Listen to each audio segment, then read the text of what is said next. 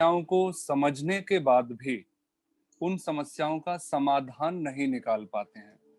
कई बार समस्या और समाधान दोनों हमारे सामने होते हैं, परंतु हम कुछ कर नहीं पाते हैं। किंग कर्तव्य विमूढ़ हो जाते हैं, हम जैसे शिथिल हो जाते हैं। जैसे अर्जुन दोनों तरफ अपने बंधु बांधव देखकर हथियार उठाने में अक्षम हो गया, समझ व्यर्थ हो गई, शास्त्र व्यर्थ हो गए। तो आइए अध्याय प्रथम, अर्जुन विषाद योग।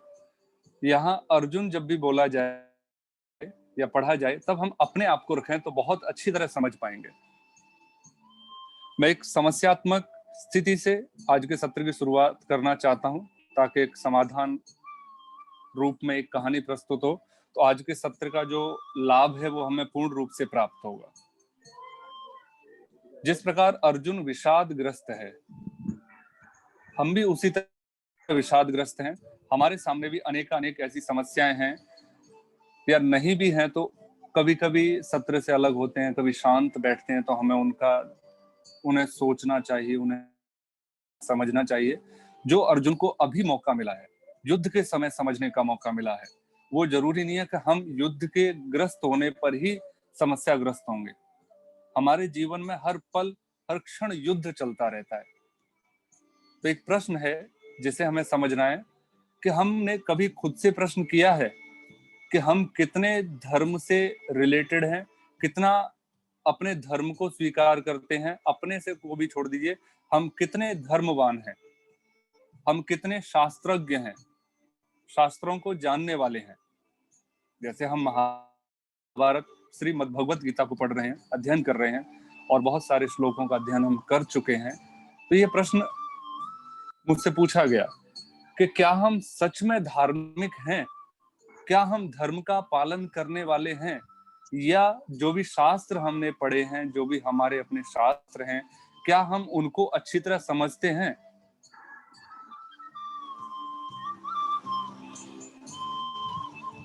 शास्त्रों से ज्यादा हम अपने आप को और कोई रुकावट वाला नहीं मानते। ये थोड़ा समझना होगा, समस्यात्मक स्थिति है, आप थोड़ा धैर्य रखिएगा। इसको समझने के लिए पूरे सरल होना पड़ेगा। शास्त्रों से ज्यादा सत्य के मार्ग में और कोई बाधा नहीं है। आगे क्लियर हो जाएगा ये। हम जिन शास्त्रों को पढ़े और माने बैठे हैं, उनका कभी हमने परीक्षण, तर्क रक्षण नहीं किया है। हम विवेकपूर्ण होने के बाद भी उन शास्त्रों को समझने में असमर्थ हैं। जिसने हमें शास्त्रों को जैसा समझाया, जैसा कि अभी भी हो सकता है, जिस प्रकार मैं श्लोकों का अर्थ करूंगा, हो सकता है कि आप उससे सहमत होते चले जाएं। यहाँ वह तंत्र नहीं बनाना है, आपको सहमत नहीं होना है। मेरा उद्देश्य श्रीमद् भगवत गीता के श्लोक के माध्यम से अपने अंदर तर्क जगाना है। अर्जुन ने तर्क किया, तभी भगवान श्री कृष्ण ने समाधान दिया। हम भी तर्क करना सीख रहे हैं श्रीमद् भगवत गीता के माध्यम से। शास्त्रों से ज्यादा सत्य के मार्ग में कोई बाधा नहीं है। पर हमें तो बहुत चोट लगती है ना ये सुनते ही कि मैं जिस ग्रंथ को मानता हूं और अभी मैंने कह दिया कि वही सबसे बड़ी बाधा है, तो कहीं ना कहीं दिल में थोड़ी करकराहट आ जाती है। ऐसा कैसे? किसी ने पूछा था कि जैसे आप कहते हो शास्त्र बाधा हैं, तो क्या वेद भी गलत हैं? क्या जो हमारे पुराण है वो भी गलत हैं? यहां समझना होगा, वेद सत्य ही है, पर हम अपने आप से प्रश्न करें, क्या हमने वेदों को अच्छी तरह पढ़ा है? क्या हमने पुराणों को अच्छी तरह समझा है? इसलिए वो बाधा बन जाते हैं। जब हम किसी तथ्य को अच्छी तरह स्वीकार नहीं करते हैं, तथ्य की गहराई तक नहीं जाते हैं, तो वही समझ हमारी खुद की दुश्मन बन जाती है। अगर मैं कह दूं कि फलाने धर्म की वो पुस्तक व्यर्थ है, तो दूसरे धर्म के लोग खुश होंगे। हाँ, मैं तो पहले ही जानता था कि वो मिथ्या है। जैसे किसी ने कह दिया वेद व्यर्थ हैं, तो वेद के न मानने वाले बड़े प्रसन्न होंगे। कि वेद व्यर्थ हैं, शुरू से ही व्यर्थ थे, हमें बहुत चोट पहुंचेगी। अगर किसी दूसरे धर्म के ग्रंथ को व्यर्थ बता दिया जाए तो हम बड़े प्रसन्न होंगे कि हाँ, हम तो पहले ही जानते हैं सत्य का मार्ग तो हमारा ही धर्म है, दूसरा धर्म व्यर्थ है। ये एक प्रसन्नता की बात है कि हमारा धर्म सत्य है, दूसरा धर्म असत्य है। इन्हीं स्थिति को समझने के लिए शास्त्र हमारे अहंकार से जुड़ गए हैं, हमारे ईगो से जुड़ गए हैं कि ये मेरा शास्त्र है, ये शास्त्र नहीं है। शास्त्रों की हमें कोई फिक्र नहीं है, बस मेरे चोट पहुंचने की मुझे टेंशन है। बड़ा मजा आता है जब कोई किसी ग्रंथ को व्यर्थ बताता है। हम जिस समूह में पैदा हुए हैं, हम जिस सोसाइटी में रहते हैं, उस सोसाइटी के ग्रंथ सर्वमान्य, इससे अलग सब जीरो। तो यहाँ हमें समझना होगा कि हमारे द्वारा स्वीकार की जा रही स्थिति हमने समझी है? नहीं। हम यहाँ समझना होगा कि हम बचपन से एक प्रोपेगेंडा में चले जा रहे हैं। वेद हमारा शास्त्र है और दूसरे समूह में पैदा होने वाला या दूसरी जगह पालन किए जाने वाले ग्रंथ, पढ़े जाने वाले ग्रंथ व्यर्थ हैं। हम इस तरह के प्रचार के अधीन हो गए हैं। हमने अपने आप को कभी सोचा ही नहीं, कभी हमने अंगड़ाई लेने की कोशिश ही नहीं की कि एक बार अंगड़ाई लेकर देखते हैं, समझते हैं। अगर हम हिंदू घर में पैदा हो गए तो हमारे चारों ओर का एनवायरनमेंट हिंदू का हो जाता है, अर्थात वैदिक हो जाता है, सनातनी हो जाता है। अगर हम जैन के घर में पैदा हुए तो हमारे चारों ओर जैनी एनवायरनमेंट बन जाता है। ये सब चीजें हमारे चारों ओर, ईसाई के घर में हुए या किसी और धर्म में हुए, रूस में पैदा हुए तो कोई अलग तरह का एनवायरनमेंट हमारे चारों ओर होगा और उसी तरह के हमारे बौद्धिक विकास होगा। हमारा अपना तो कुछ नहीं है, हमारे चारों ओर जैसा एनवायरनमेंट था उसमें हम ढलते चले गए और एक समय आया कि वही चीज हमें सत्य लगने लगी। हमने कभी खोज नहीं की। यही तो अर्जुन के साथ हो रहा है कि वो जब बचपन में उसे विद्या सीखने को मिली, जैसा उसके बड़े भाइयों ने किया, जैसा आज्ञा हुई, चाहे उन्होंने जुआ खेला, चाहे उन्होंने उस महाभारत में कितनी भी गलतियां की, परंतु उनको परंपरा समझाकर, परंपरा बताकर नहीं, सत्य वचन बताकर इस तरह से उनको अधीन कर दिया गया कि वो कभी प्रश्न नहीं कर पाए और अंतिम स्थिति क्या आई? युद्ध की।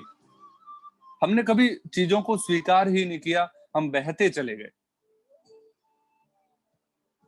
इसको इस तरह से समझा जा सकता है, जब हम कभी टीवी खोलते हैं और बहुत बार ऐड देखते हैं कि लक्स साबुन, लक्स साबुन, लक्स साबुन, हम देख लेते हैं कि ये ग्रंथ पढ़ो, ये हो जाएगा, ये पुस्तक पढ़िए, ये हो जाएगा, या आप जीवन में सफल होना चाहते हैं तो इस पुस्तक को पढ़िए, या आप इनको सुनिए। ये जो प्रोपेगेंडा चलता रहता है ना, हमारे सामने वही बात बार बार आती है।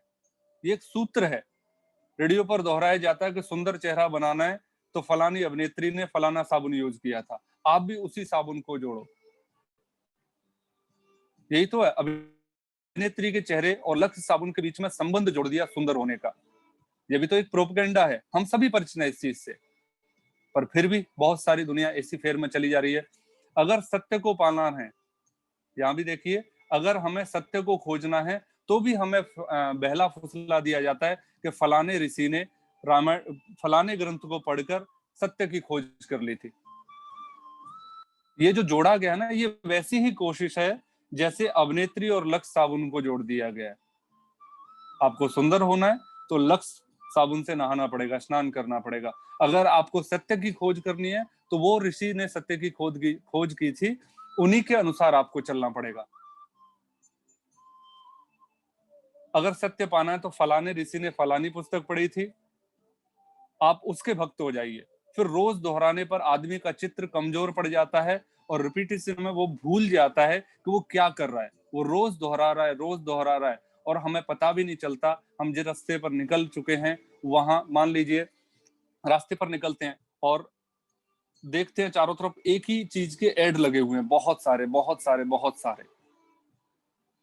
लक्स साबुन को ले लीजिए, दरवाजे पर लिखा हुआ है, अखबार खोलते हैं तो अखबार में पहले ही पेज पर आ जाता है लक्स साबुन। अगर कहीं और जाते हैं, रेडियो चलाते हैं या कहीं ऐड देखते हैं, मोबाइल चलाते हैं, सब जगह एक ही ऐड आ रहा है। और फिर एक दिन आप बाजार जाते हैं और दुकान पर जाकर आपके साबुन मांगते हैं हमारे मुंह से अनायास बरबस ही निकल पड़ता है, लक्स साबुन चाहिए। आपको पता ही नहीं कि आप नहीं कह रहे हैं, लक्स साबुन आप नहीं मांग रहे हो, आपसे मंगवाया जा रहा है। आपको पता ही नहीं चलता है कि हमने अपने आप मांगा है या हमारे मुंह से बरबस निकल गया। ऐसा ही हमारे चारों तरफ स्थिति बनी हुई है। हमारे मूड को इस तरह से बना दिया जाता है, बचपन से हमारे माइंड को डाइवर्ट कर दिया जाता है। हमारे कान में आवाज डाली जा रही है बार बार कि आप इस समूह से जुड़े हुए हो, आपको ये स्थिति पे करनी चाहिए, आपको ये पालन करना चाहिए, आपको ये पालन करना चाहिए।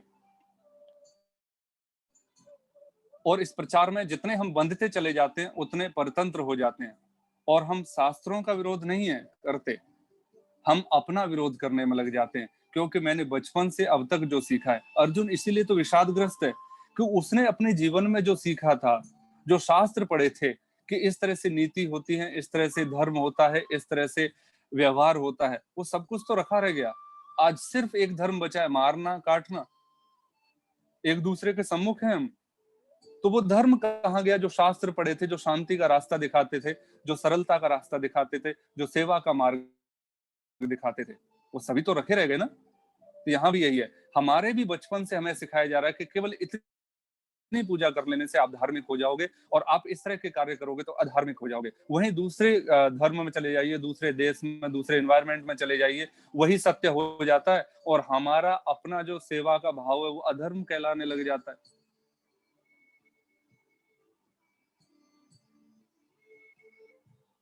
यही हमारी स्थिति अभी बनी हुई है।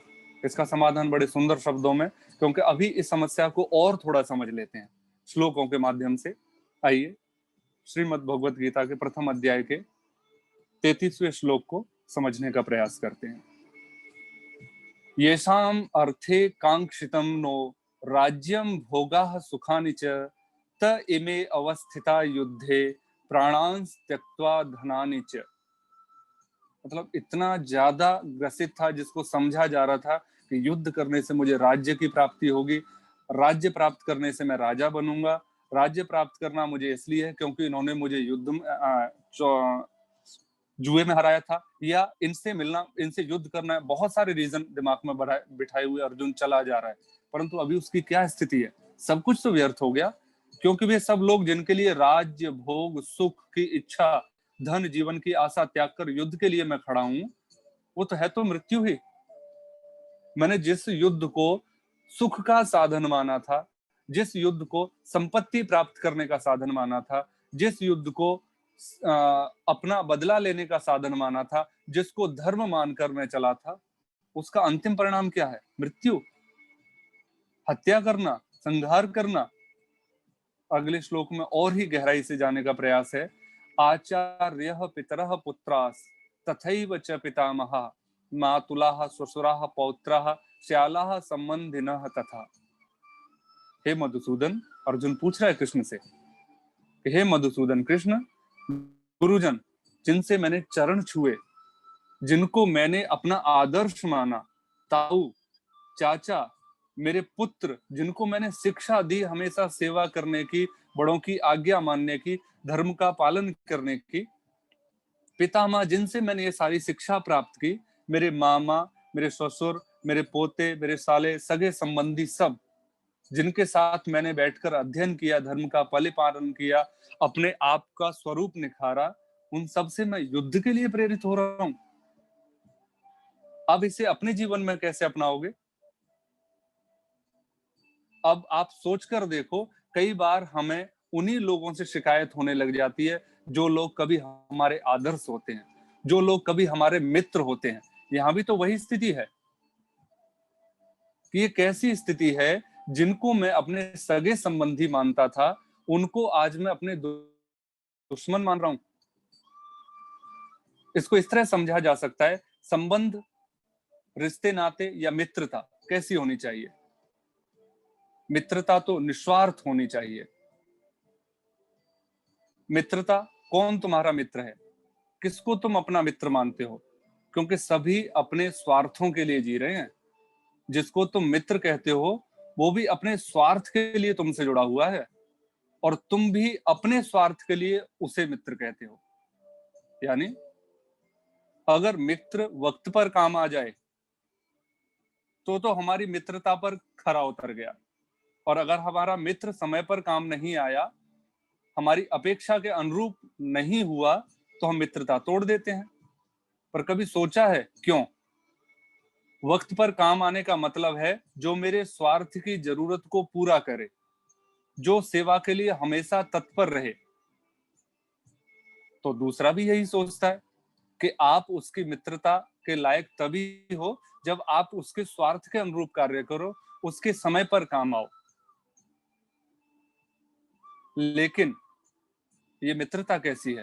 ये तो शोषण हुआ ना, कि अगर मेरे अनुसार है तो मेरा मित्र है, नहीं तो नहीं। सामने वाला भी ऐसे ही सोच रहा है, आप उसके अनुसार हो तो मित्र हो, नहीं तो नहीं। ये तो शोषण हो गया, ये तो संबंध हो गया, व्यापार हो गया, ये तो स्वार्थ का संबंध हो गया। ऐसे ही वो भी रिश्ते नाते सभी कैसे हैं? सभी स्वार्थ से जुड़े हुए रिश्ते नाते हैं, तभी तो आज आमने सामने खड़े हैं। परंतु यह मित्रता से विप्राय हमें समझना है। मित्रता कैसा संबंध है, हमें ध्यान रखना है कि हमारे पास सब कुछ हो, पर कोई ऐसा नहीं हो जिसके साथ हम ये सब बांट सकें, शेयर कर सकें। कोई हृदय के इतने करीब नहीं हो जिसके साथ अपने सुख दुख भाव बांट सकें। हम ऐसी स्थिति में पहुंच जाते हैं, उस कुएं की तरह हो जाते हैं जिसमें से कोई एक बाल्टी पानी निकालने वाला भी नहीं होता। यानी कोई हमें 1% समझाने वाला भी नहीं होता, समझने वाला भी नहीं होता। अगर इस तरह की हम मित्रता रखते हैं तो जल्दी हमें समझ में आ जाएगा कि अगर हमने निस्वार्थ मित्रता की, सिर्फ साथ में खड़े रहे, हमने कोई नियम नहीं बनाए, या हमने रोज हर्ट होना बंद कर दिया, तो धीरे धीरे हमारे अंदर जो आनंद का स्रोत बहेगा वो हम ही जानते हैं। फिर देखना कि जमा हुआ पानी फिर भी गंदा हो जाता, हम एक बहती नदी की तरह हो जाएंगे कि हमारे अंदर से हमारे स्वार्थ को हमें उपयोग करके कोई निकल जाए, बात अलग है, पर नदी का पानी कभी समाप्त नहीं होता। आगे से निकला तो पीछे से और ताजा पानी आ जाएगा, आपके अंदर और सरलता आ जाएगी। तो अर्जुन इसी द्वंद्व में है कि उसके पास एक मित्र है, तभी तो उसने शेयर कर लिया कृष्ण के साथ। आगे और 2 श्लोकों में समझने का प्रयास करते हैं। एतान हंतुम इच्छामि गृहंतो अपि मधुसूदन अपि त्रैलोक्य राज्यस्य हेतुः किम नु मही कृते। बोले भगवान, मुझे ना किसी को मारने की इच्छा नहीं है, चाहे मुझे तीनों लोकों का राज्य मिल जाए इनको मारने से, पृथ्वी के राज्य की तो बात ही क्या है। बोले कि मैं ना अब इतना इतना किंकर्तव्य विमूढ़ हो गया हूँ, मेरी बिल्कुल समझ में नहीं आ रहा है, मुझे कोई किसी की हत्या करने की जरूरत नहीं है। मैं इस राज्य के लिए, धरती के राज्य के लिए, धरती के राज्य को भी छोड़िए, सिर्फ कुछ जमीन के लिए मैं इनका युद्ध कर रहा हूँ, इनकी हत्या कर रहा हूँ। अगले श्लोक को और समझते हैं। निहत्य धार्त राष्ट्रान्न का प्रीति ही स्यात् जरार्दनः पापम एवाश्रयेद अस्मान हत्वैत्वान आता ताइनः। हे जनार्दन कृष्ण, धृतराष्ट्र के पुत्रों को मारकर हमें क्या प्रसन्नता होगी? इन आताताइयों को मारने से तो हमें केवल पाप ही लगेगा। तब भगवान श्री कृष्ण का जो समझाने का तरीका है वो यही है कि वो आपके सामने स्थिति उत्पन्न कर देते हैं, परिस्थिति बना देते हैं। अब समझना पड़ा अपना आपकी जिम्मेवारी है। आइए इन सारे श्लोकों का निचोड़ और जो मैंने समस्यात्मक प्रश्न लगाया था एक कहानी के माध्यम से, कि हम जो बहते चले जाते हैं, हम शास्त्रों को समझ नहीं पाते हैं, क्या हम सच में धार्मिक हैं, उसको एक कहानी से समझते हैं। आइए देखते हैं। एक बार, बहुत पुरानी कहानी है, हमने बहुत पढ़ी भी होगी, कि बहुत समय पहले की बात है। एक बार गंगा नदी के किनारे एक पेड़ था पीपल का। पीपल के 2 पत्ते एक साथ टूटते हैं, अलग अलग गिरते हैं। एक थोड़ा आड़ा गिर जाता है, जैसे किसी चीज को रोकने के लिए हम लगाते हैं ना बांध, इस तरह से, और एक सीधा गिर जाता है, जैसे टोकरी पानी में दीपक बहाते हैं ना, दीपदान करते हैं, इस अवस्था में गिरता है। तो एक पत्ता आड़ा गिरा और एक सीधा। जो आड़ा गिर गया, आड़ा गिरा है, वो अड़ गया। अड़ कैसे गया? उसे लग रहा है कि अब नदी को रोक के छोड़ूंगा मैं, अब नदी को आगे नहीं बढ़ने दूंगा। वो जोर जोर से चिल्लाने लगा कि गंगा मैया रुक जाओ, अब मैं आपको आगे नहीं बढ़ने दूंगा, अब आप मेरे बिना पूछे आगे नहीं बढ़ सकते, अब तो यहीं रोक कर छोड़ूंगा। पर नदी तो बढ़ती ही जा रही है। उसे पता भी नहीं है कि कोई पत्ता उसे रोकने का प्रयास कर रहा है। पत्ते को तो पूरी ताकत लगा दी है पत्ते ने अपनी, पर नदी को पता ही नहीं है कि ये बेचारा ताकत लगाए हुए मुझे रोकने का प्रयास कर रहा है, मुझे रुकना है या इसके अहंकार की पूर्ति करनी है। नहीं, नदी अपने सरल स्वभाव में बहती चली जा रही है।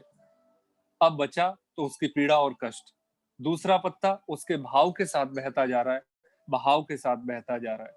उसमें उसने भी कह दिया कि आज गंगा मैया आपको समुद्र से मिलाकर छोड़ूंगा। नदी को उसका भी नहीं पता है कि इस पत्ते के मन में ये इच्छा है।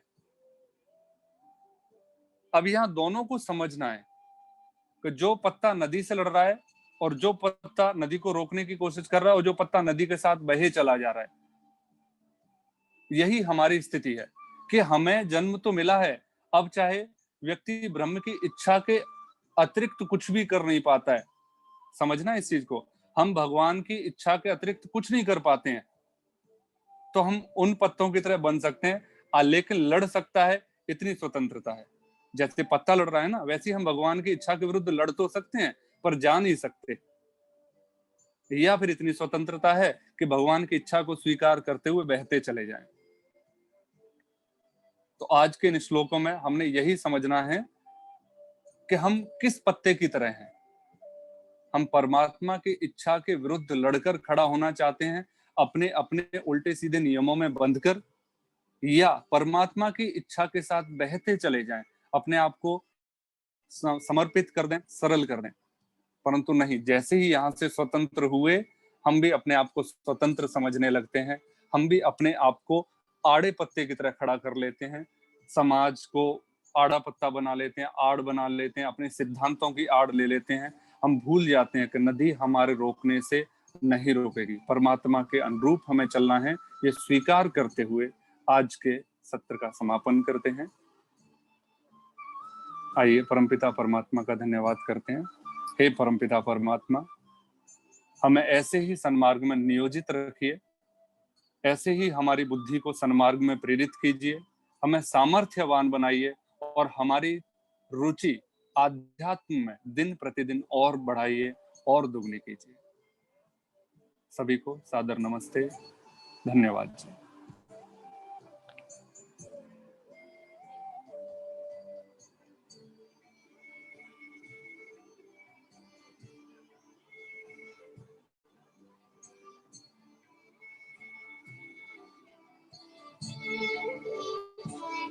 Somebody